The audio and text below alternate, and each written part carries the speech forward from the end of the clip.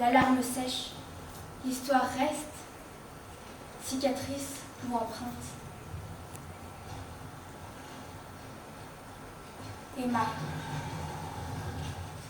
Emma dissimulait le paquet, attaché solidement à sa taille, sous sa robe ample. Quand elle marchait, elle le sentait frotter sur sa peau, mais cette sensation d'irritation marquait sa présence, et cela la rassurait. Chaque soir, elle vérifiait nerveusement si l'emballage n'avait pas été abîmé par le périple de la journée. Elle avançait, en plein chaos, sur les chemins de la violence. Munie de faux papiers, elle traversait en train ou à pied des villes dévastées, des villages enfouis sous les gravats, des champs où les récoltes pourrissaient. Seuls quelques corbeaux se risquaient à habiter ces paysages morbides, accablés par la guerre. Au loin, l'écho des bombes lui en rappelait la proximité. Quand il se rapprochait, elle parcourait du regard les lieux où elle pourrait se cacher. Jusqu'à présent, elle avait pu se terrer dans des cachettes. Parfois, elle entendait le rire des soldats et leurs cris quand ils passaient dans des camions à peine bâchés. Alors, sachant que son âge la mettait en danger, elle se cachait sous des ronces, dans des fossés. À 15 ans, elle se savait une proie pour ces hommes, d'autant plus qu'elle voyageait seule dans ces contrées. Avant son départ, sa mère lui avait répété de se méfier tout au long du voyage, et même après. C'est vrai qu'elle était jolie, avec ses yeux marrons couleur d'automne. L'adolescente avançait dans l'incertitude d'une vie qu'elle n'avait pas choisie. Les illusions d'un avenir heureux l'abandonnaient. L'émue, dans les couvents qui l'accueillaient, elle rêvait aux pas de danse qu'elle ne pourrait plus esquisser, aux beaux garçons aux yeux si doux qui la frôlaient quand ils patinaient ensemble sur les lacs gelés. À son évocation, elle sentait une chaleur envahir son ventre. Mais le paquet sous sa robe lui rappelait qu'elle devait renoncer à la vie qu'elle aurait aimé mener. Alors Emma pleurait. Elle pleurait ses rires. Elle pleurait ses mains agiles sur les touches de piano. Elle pleurait le bonheur perdu et celui que le futur ne pourrait pas lui dessiner. Emma marchait sur les chemins pour transporter le paquet en Palestine, à la demande de sa famille. Elle portait ce poids, comme d'autres portent leur croix. Elle avançait dans la noirceur du temps, parmi les ronces et les ombres, au cœur d'un univers étranger où son père l'avait projeté. Mais pourquoi l'avait-il choisi elle? Pourquoi lui confier cette mission si importante pour la survie du peuple juif? Pourquoi lui faire confiance, à elle que l'on disait insouciante, ou qu'il traitait d'invertébré quand il était en colère à cause de ses manières décervelées. Pourtant, Emma n'avait pas refusé, ni même osé poser la question qui lui montait aux lèvres. Pourquoi moi? Pourquoi pas mes frères? Elle revoit précisément le moment où il lui a remis le paquet entre les mains. Elle le touche craintivement, comme si elle avait eu peur de se brûler. Elle le palpe et, étonnée de sentir les contours d'un objet ordinaire, rectangulaire, assez épais et dur comme du bois aurait pu l'être. Rien de plus. Alors spontanément, elle se demande comment ce petit paquet de 15 sur 6 cm pourrait tous les sauver. Mais elle se résolve, car sa famille l'aimait et n'aurait pas pu supporter de risquer sa vie pour un paquet sans intérêt. Elle se rappelle combien son père avait insisté. Seul le paquet comptait. Elle devrait le porter sous elle, sous ses habits, jusqu'au terme de son voyage, et ne jamais s'en séparer. Emma pousse ses pas, depuis 20 jours, dans les méandres de son ignorance, dans des pays étrangers, seule, soudée à ce paquet. Il envahit ses pensées. Il devient son évidence, sa lutte quotidienne, qui l'aide à résister. Dans sa profonde solitude, elle imagine son contenu. Peut-être des plans cachés dans une boîte, ou bien des inscriptions gravées, informant les généraux d'une armée secrète qui pourrait tous les délivrer. Elle émet chaque jour des hypothèses différentes. Elle s'imagine sur les plages de Palestine, s'y voit acclamée à son arrivée, même par les Anglais. Emma rit. Emma progresse. Elle ressent confusément que le paquet l'éloigne de son enfance et la détache de son adolescence. Sans regret, elle voit ses traces s'effacer derrière elle. Elle affronte les obstacles, surmonte ses angoisses, ses peurs, façonne ses désirs. Elle forme son empreinte sur le chemin de son errance, celle de son avenir, que chaque jour elle construit. Au cours du voyage, combien de fois a-t-elle dû se maîtriser pour ne pas détacher les liens qui entouraient le paquet, pour assouvir sa curiosité? Combien de fois l'a-t-elle maudit, comme le jour où elle a voulu le jeter dans le fleuve, car aucune barque n'était disposée à la transporter sur la rive opposée. Ce jour-là, elle s'était remise à pleurer. Au cœur de sa détresse, elle se souvient du rire de ses frères, des notes de musique, des chants de joie de sa famille. Alors Emma se ressaisit. Elle reprend mentalement les consignes de son père. Ne pas ouvrir le paquet, sous peine de voir tous ses efforts anéantis à son arrivée. Plutôt risquer sa vie que de perdre le paquet. Elle caresse délicatement sa taille et le sent réchauffer son ventre. Rassurée, elle reprend sa longue marche. Emma poursuivra sa route jusqu'à Marseille, où vit un cousin de sa mère. Simon ne lui posera pas de questions. Il répondra simplement aux attentes de la jeune fille à l'air déterminé. Il l'aidera à traverser la Méditerranée. Pourtant, il ne lui cachera pas l'horreur à Berlin.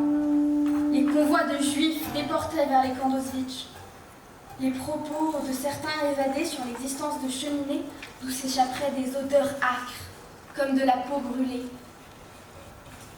Ils se séparent le matin où elle embarquera sur un cargo en partance pour la Palestine. Elle connaît les risques. Le capitaine les lui a décrits avec minutie. Les bombes flottantes, les sous-marins allemands, les plages incertaines à son arrivée.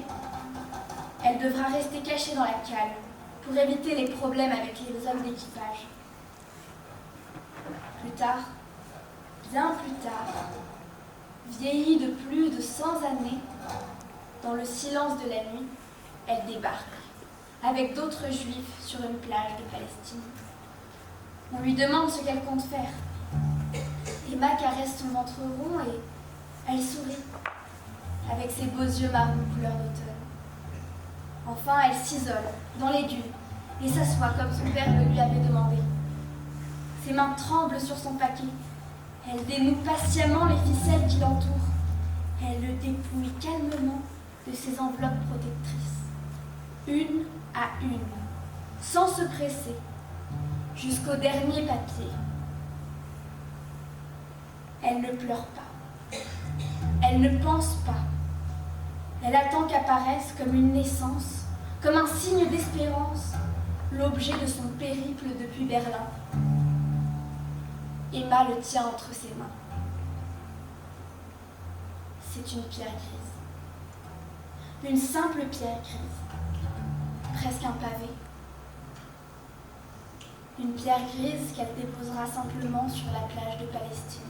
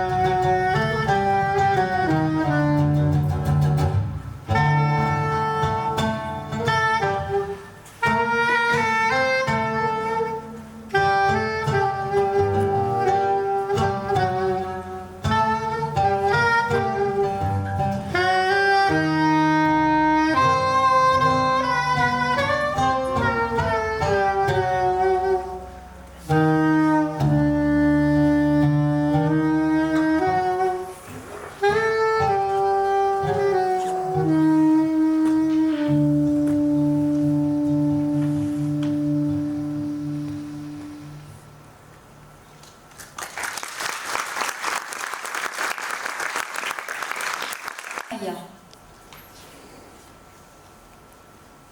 nuit ne m'apporte pas la paix, ni la tranquillité. Bien au contraire. Je vogue encore dans la noirceur de ce temps humide, au rythme du caprice des vagues. J'entends toujours les cris parmi le roulis. Il y a ceux des autres et il y a les miens. Avec le temps, ils sont devenus silencieux. Je les ai enfouis au plus profond de mes entrailles.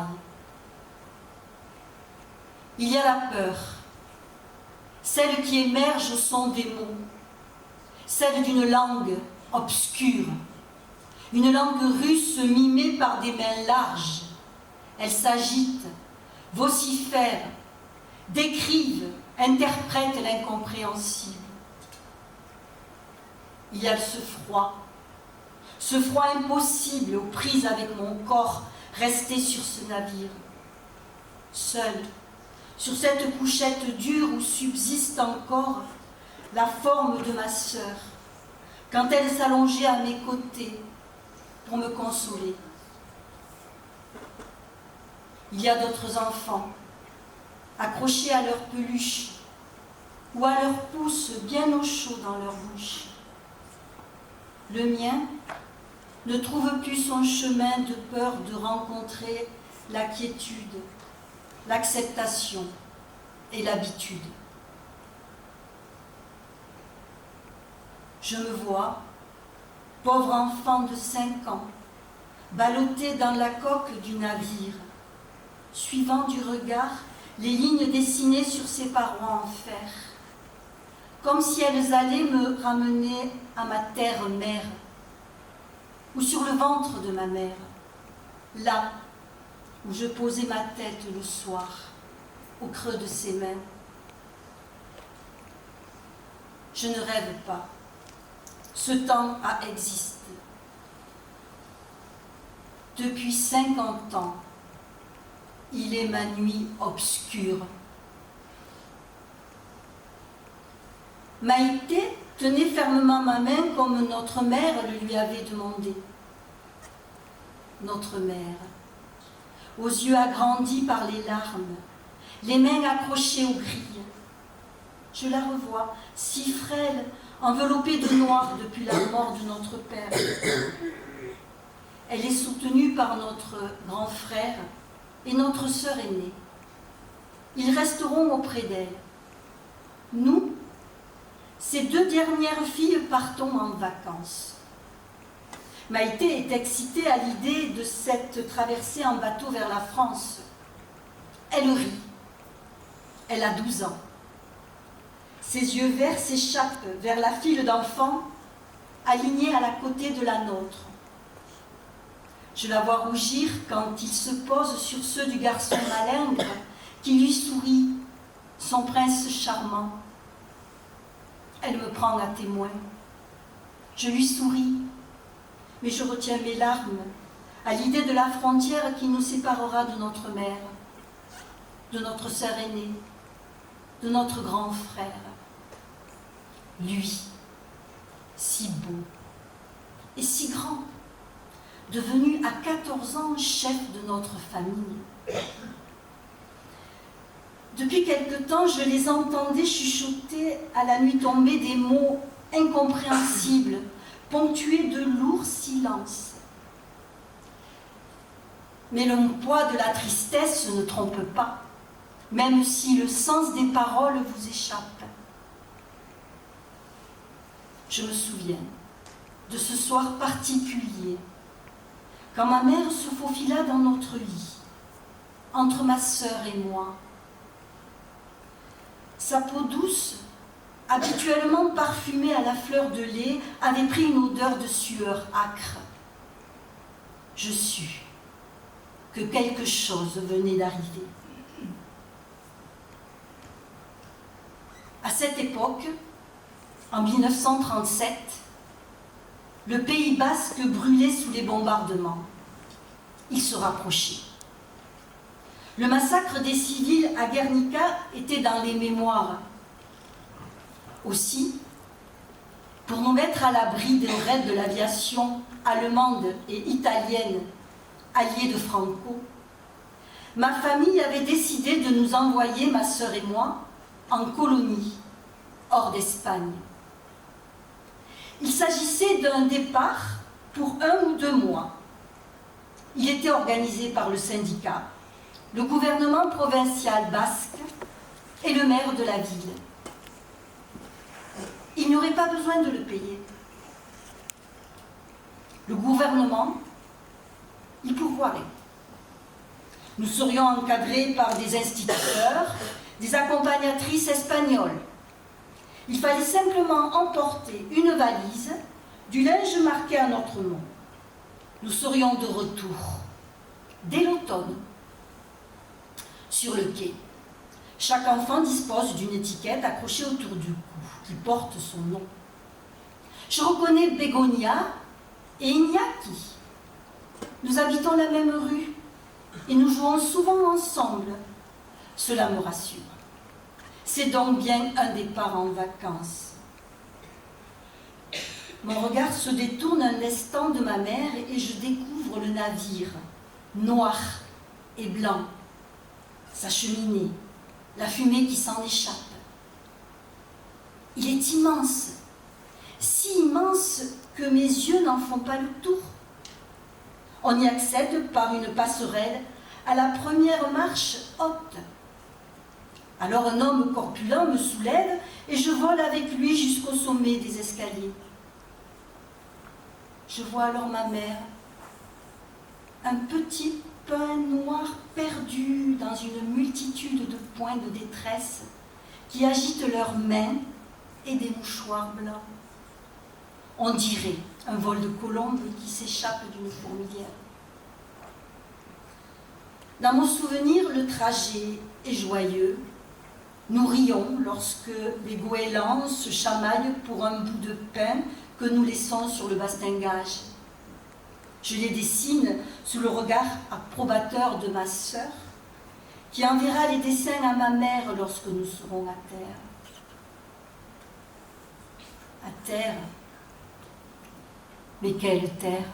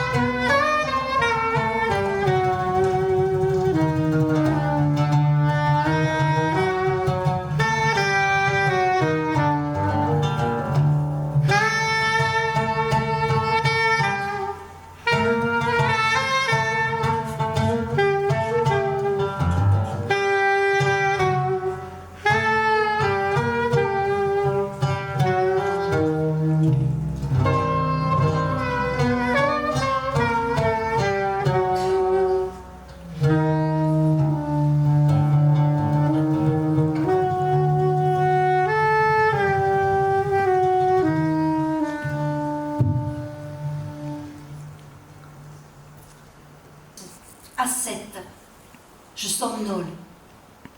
C'est l'heure de la sieste des petits. J'entends vaguement l'instituteur proposer aux plus grands de descendre sur le quai pour rejoindre le centre de vacances situé au bord de la plage. Il reviendra nous chercher pour le goûter. Ma sœur suit son amoureux hors de la cabine. Je la vois sautiller et lui sourire. Elle disparaît de ma vie, derrière la porte en fer gris. C'est le bruit du vent violent et de la houle qui me réveilleront. Je chavire de ma couchette, je vomis. D'autres enfants se réveillent, nous sommes seuls. Les grands ne sont pas revenus. Nous pleurons, toutes et tous. Je sus plus tard qu'à son retour, l'instituteur avait retrouvé le quai vide. Le bateau était reparti en direction de l'Union soviétique. Nous étions restés à son bord, avec une accompagnatrice. Après un voyage long et difficile, entre tempêtes maritimes et tempêtes de larmes et de cris, notre navire a accosté sur des berges inconnues.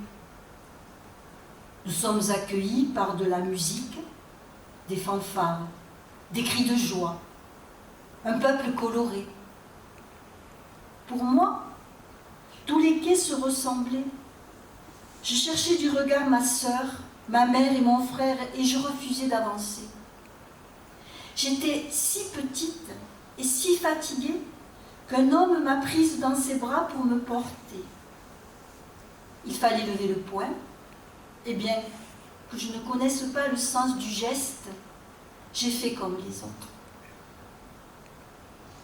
J'ai peu de souvenirs d'enfants en Union soviétique, comme si un voile opaque avait recouvert ma vie, sauf quand j'entends des bruits me rappelant ceux des rafales de balles allemandes lorsqu'Hitler a envahi ce pays. J'avais 9 ans. Je me rappelle notre fuite, les grandes étendues que nous avons traversées en train jusqu'à Samarcande pour échapper à la guerre. Une horde d'enfants espagnols, chapardant pour manger, survivant en meute, riant de notre urine qui figeait dans le froid.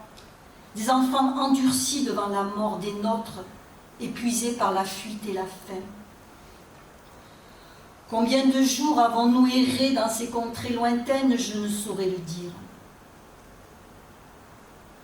Après la guerre, on nous a installés à Moscou. Nous vivions dans des bâtiments dédiés aux Espagnols, à l'écart des Russes. J'ai appris un métier. Je travaillais à l'usine. L'exil, les déchirures familiales, les épreuves terribles que nous avions endurées nous ont soudés. Nous étions devenus une famille. Cependant, je ressentais un sentiment étrange de confusion, comme si mes émotions étaient anesthésiées, comme si j'évoluais dans le brouillard, et pour survivre, je ne résistais pas. Je me laissais porter par le vent, ou plutôt glisser sans bruit dans le cours du temps. Je n'éprouvais ni remords, ni regret. Juste un petit pincement au ventre quand je pensais à ma mère et à toute l'affection dont elle m'avait pris. Je n'arrivais plus à me rappeler son visage. Il s'était effacé comme le son de sa voix. Rien ne la faisait renaître des profondeurs de mes souvenirs.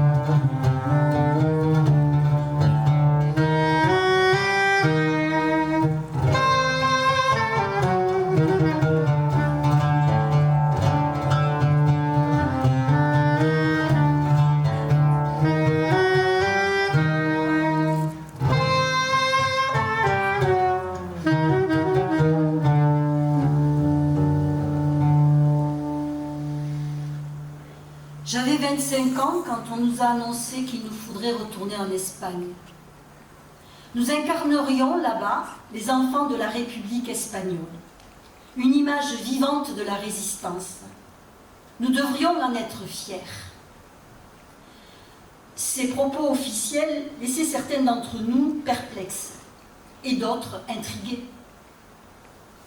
Une nouvelle fois, je me suis laissée embarquer sans résister, sans émotion, sans joie et sans appréhension. Un étrange retour en terre natale. Au début du voyage sur le bateau, nous étions des revenants silencieux, angoissés par la peur de retrouver celles et ceux dont on n'avait jamais eu de nouvelles depuis ce jour d'abandon. Mais peu à peu, le ressac des vagues a aiguisé notre colère.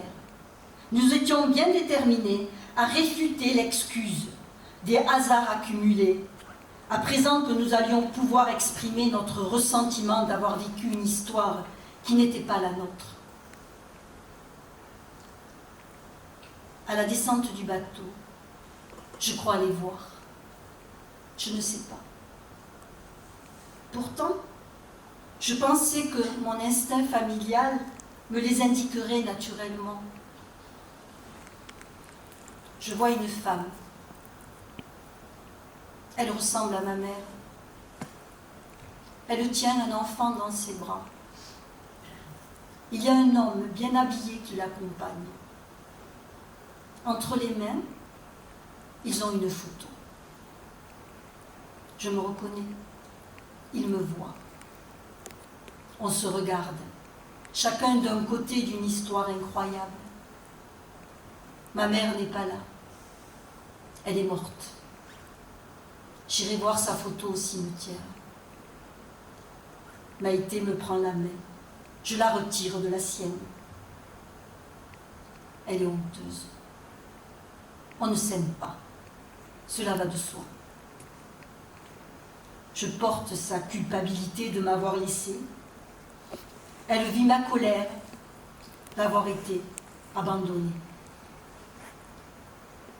Nous baissons la tête à l'unisson.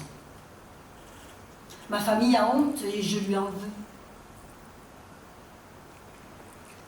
Personne n'est responsable, nous dira-t-on. Ou bien on est tous responsables face à l'absurdité d'un monde capable de fabriquer des fratries diversées. Voilà le processus de déresponsabilisation en marche. J'enrage. Je repars d'Espagne. J'en ai assez d'être appelée la Russe.